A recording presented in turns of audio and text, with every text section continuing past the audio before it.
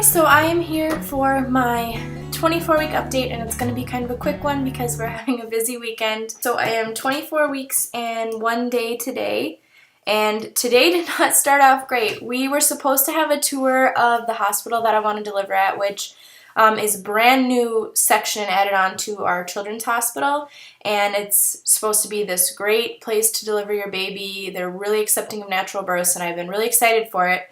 But I'm getting kind of worried lately because my midwife said it's actually closed down 3 times because all the beds were full. So basically what happened is it's been getting all this media attention. Everyone wants to deliver there, and so we were on a 2-month wait list just to get a tour of the facilities. So I'm terrified that on the big day it's going to be full and we're going to have to go somewhere else, but I'm just hoping for the best. So we went this morning for a tour, and the tour guide never showed up. So I'm hoping, and I guess it's the owner of the hospitals in general that sets up the tours, so the woman at the mother center couldn't actually really tell us much, so I'm just hoping that they are gonna help us schedule tours. We don't have to wait another 2 months, so that was kind of a bummer. But on with the video. So I am 24 weeks and 1 day, and it's just weird. It feels like it's going so fast now. Ever since week 20, I feel like the weeks are just flying by. I have 9 days left of working. I don't work Wednesdays anymore, so it's stretched out over like 2.5 weeks, but I am getting excited and nervous to stop working because I don't want to get bored. So I have a huge running list going of things I want to get done this summer. I haven't really been getting as many headaches. I know I talked about getting really bad headaches last week and really bad heartburn, and the headaches have not been as bad, and the heartburn has also been more manageable, but part of it is that I've just been eating less acidic foods. I've been eating smaller meals. I've also been taking Zantac, which has really been helping, and basically just sleeping propped up.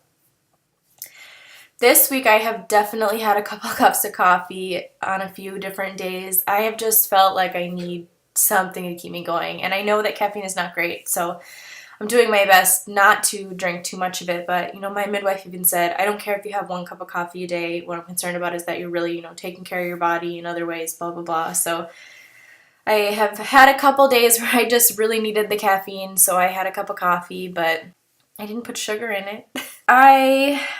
My sex drive has just been dead since I got pregnant, and I don't know if you're new to my channel.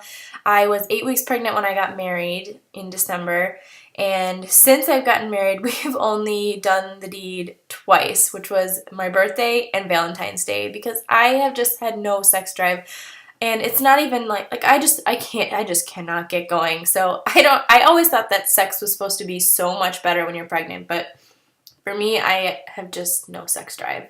Here's Braxton Hicks. My midwife said I might start experiencing them, and I don't know if I am or not, so I don't know if you can have Braxton Hicks contraction without really feeling it. I mean, I have times where I feel slight pressure, and if I push on my stomach, it'll feel a lot harder, but I've always thought that maybe just the baby was there, so I don't know. Either way, it's nothing to be concerned about because it's only happened a few times. I'm just not sure if that's even what's happening.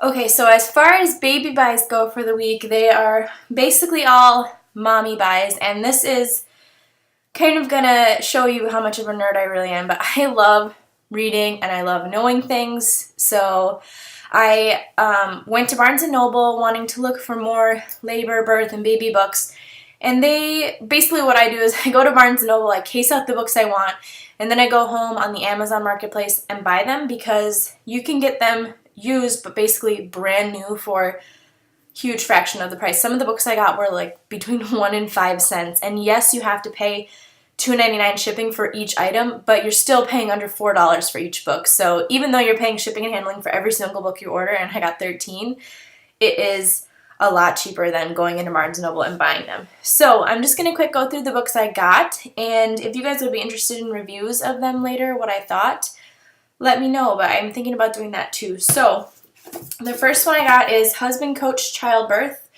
and this is the Bradley Method of Natural Childbirth, 5th edition. And basically when I buy a book, I go on Amazon and I read the reviews because I don't want to waste my money on something that isn't worth it. So every single one of these books got really high reviews on Amazon, and I don't just look at the number, but I go in and I read them in depth. So This one I am going to read through. I got 2 books for my husband, and I'm going to read through them first because I'm a fast reader. I enjoy reading, and I can mark off the parts that I think are really important because he hates reading, and then he can just get the most important parts. So then I got The Birth Partner. This was actually recommended by my midwife, and this is by Penny Simkin, and I dropped it. I did look through it a little bit, and it looks like a pretty good book, and so that's that one. Got The Womanly Art of Breastfeeding, and I've read some people who don't like this book because it kind of makes it seem like the only way to breastfeed is to stay at home. It doesn't talk a lot about breastfeeding while working full-time, but since I will be home for 6 months, I thought this was an okay guide for me. So this is just 8 of the books. I haven't gotten them all yet. Once I do, I'll update them. This one, I know it looks super 80s, but it came highly recommended. This is The Birth Book, Everything You Need to Know to Have a Safe and Satisfying Birth, and this is by Dr. Sears. You may have heard of Dr. Sears as a well-known advocate for attachment parenting, which I am interested in, not to the full extent that it sounds. I'm interested in it mostly for the first 6 months of the baby's birth.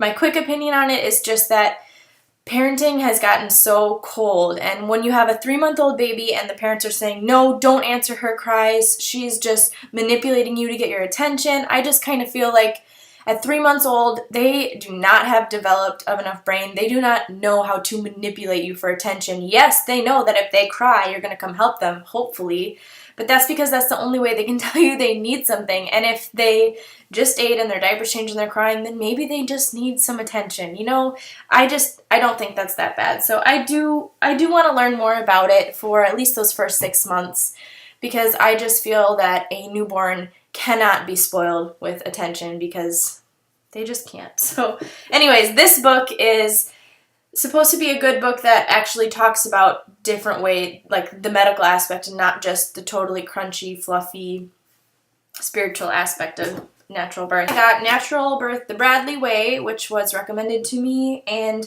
we looked into taking Bradley classes, and it was $300 to $400, so I decided to go ahead and buy the book. Next was Ina May's Guide to Childbirth. This is kind of the #1 book that everyone says as a go-to, so I'm really excited to read that one. It is Natural Hospital Birth, the best of both worlds, and this is perfect for me because I am hoping to have a natural hospital birth. So I thought this might tell me a little bit, how to work with the nurses, things like that. And then the last book I got is The Baby Book, Everything You Need to Know About Your Baby from Birth to Age 2, and this is another Dr. Sears book, but I thought this would be really helpful, so I'm excited to read it.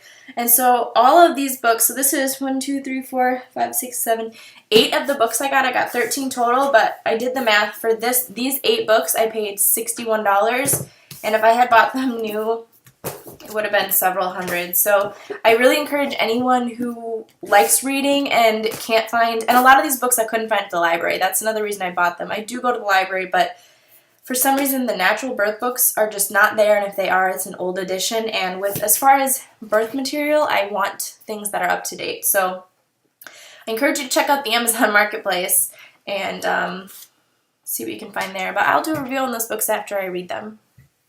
That's pretty much all I have to talk about. We haven't had a lot going on. We now have the crib, the rocking chair, and a dresser and a bookshelf all in the baby's room, but we haven't had a chance to put any of it together because we have been struggling trying to get our taxes finished. My husband is self-employed. He's a tutor. So when tax time comes around, normal people that work and get a paycheck and then get a W-2 at the end of the year, your W-2 shows, how much you made, all that stuff, and what taxes were taken out of your paycheck. But because he's self-employed, obviously he doesn't get taxed like that. So he makes estimated tax payments throughout the year, so in the hopes of, at the end of the year, not owing a ton of money. So we don't get a return like a normal family would because of that. We just pray that we don't owe. And we are going to owe some money, but it doesn't seem like as much as we expected. It's just been a whole fiasco because I've never had to file my taxes with someone else, and I've always just done the easy form because I get a W-2 and I make under that amount. But when you are self-employed, it's just not that easy. Movement has been kind of the same. It hasn't gotten a lot stronger, but it's been pretty frequent. So it's just kind of another week. There's not a lot to update on this week, but I wanted to sit down quick and make a video. So I will go ahead and do a belly shot, and then that will be that for week 24. Okay, I know this is probably not the best shirt to show off the belly, but this is the 24-week belly. And it has felt a lot bigger recently. Here is with the shirt up. So that is that. My belly button is, where I had the piercing is sticking out kind of funny, but yeah, and these stretch marks were already here. So that is really all I have for this week. I am going to be filming my pregnancy must-haves video next week, so watch for that because that one should be kind of fun. And if you have any questions, go ahead and leave them below, but I will see you guys next week. Bye.